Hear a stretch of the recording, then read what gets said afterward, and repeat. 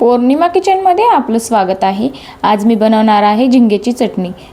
त्यासाठी घेतलेलं साहित्य: झिंगे घेतलेले आहेत, कोथिंबीर घेतलेली आहे मी कट करून, कांदा घेतलेला आहे कट करून, मी एक कांदा घेतलेला आहे, टमाटर घेतलेला आहे एक, ते पण कट करून घेतलेला आहे, हिरवी मिरची घेतलेली आहे 2 ते 3 आणि लसणाच्या पाकळ्या पण मी 2 ते 3च घेतलेल्या आहेत आणि ह्या मी कुटून घेतलेले आहेत।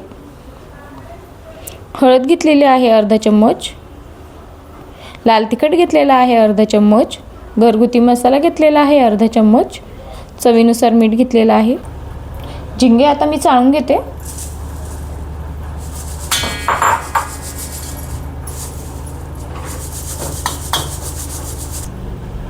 झिंगे चाळून झालेले आहेत, तर आता हे थोडेसे झिंगे घ्यायचे अशा हातावर आणि थोडेसे असे हाताला चोळून घ्यायचे, म्हणजे हे कचकच लागत नाही खाताना। झिंगे चोळून झालेले आहेत, तर आता एकदा परत चाळून घ्यायचे, ही सगळी बारीक घाण निघते। आता परत एकदा मी पाकडून घेणार आहे। आता मी कढई ठेवली गॅसवर, आता मी झिंगे थोडे भाजून घेते।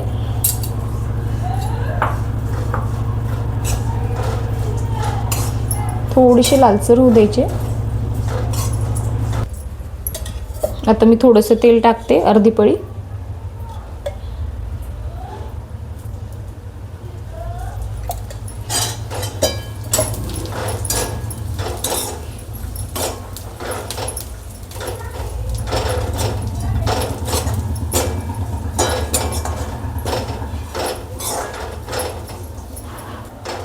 आता झिंगे लालसर भाजून झालेले आहेत, आता मी काढून घेते।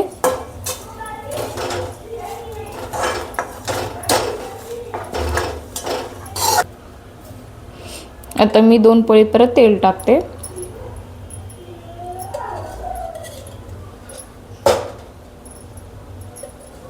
आता तेल गरम झालं का कांदा टाकून घेते।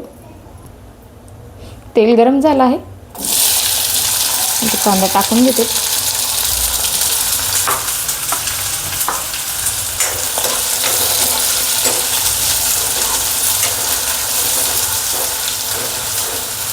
थोडा कांदा मऊ होऊ देते।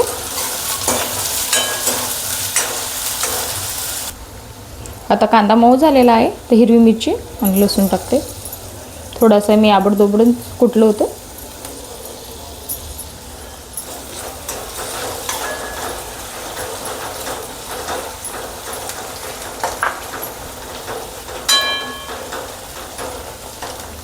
टमाटर टाकते आता।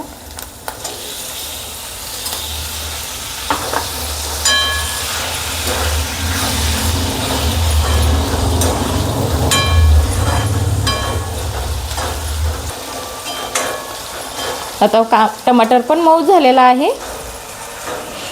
आता मी लाल तिखट, हळद, मीठ आणि मसाला टाकते।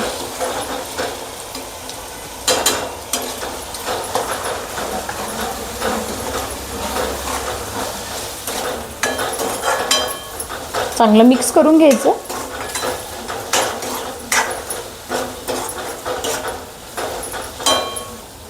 आता 2 ते 3 मिनिटं मी झाकण ठेवते।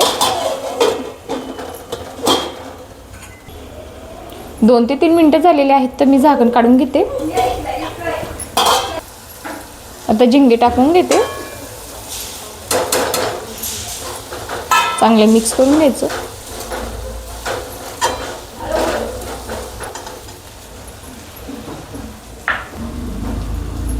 आता थोडंसं पाणी मी शिंपडते।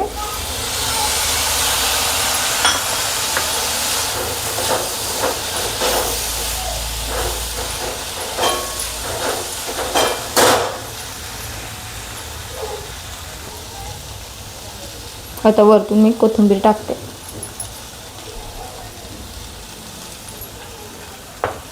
परत एकदा चांगलं मिक्स करून घ्यायचं।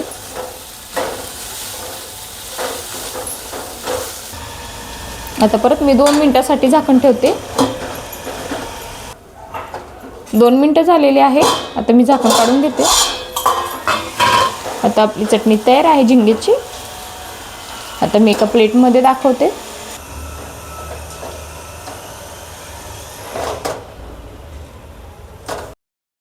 झिंग्याची चटणी तयार आहे।